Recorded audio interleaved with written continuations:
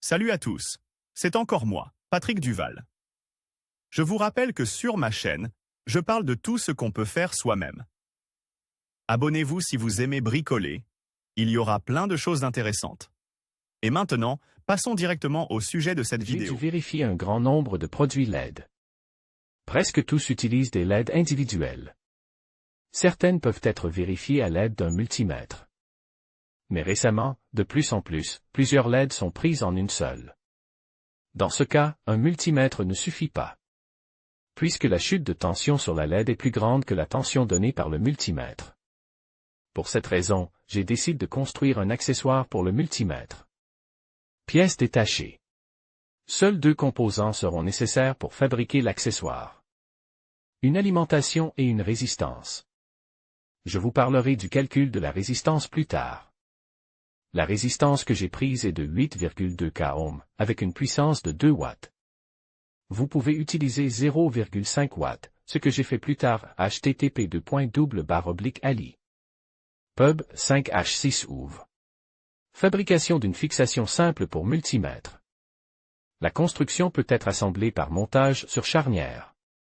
Je n'aime pas les constructions incomplètes. Pour cela, je vais installer une résistance dans un boîtier. Dans le rôle du boîtier, j'ai une batterie de type Krona, plus précisément le boîtier sans bourrage. Pour connecter l'accessoire au multimètre, j'utiliserai les douilles du connecteur du SW. J'alimenterai l'appareil à partir d'une alimentation de 42 volts. Alimentation de l'imprimante. Vous pouvez en utiliser une autre. Avec ma variante et la résistance de 8,2 kΩ, le courant de court-circuit ne sera que de 5 mA.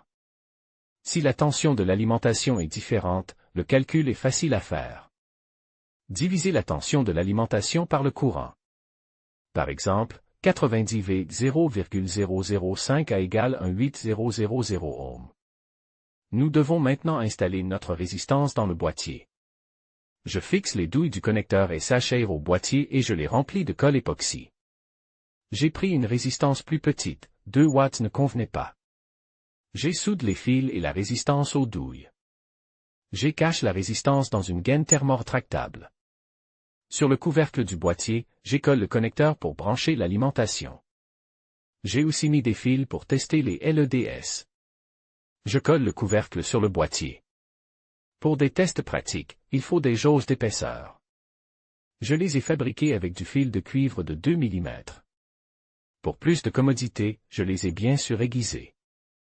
Soude les fils et je les isole avec de la gaine thermorétractable. Je connecte l'accessoire au multimètre. À l'alimentation de la console. Sur le bloc, soude un fil avec un connecteur.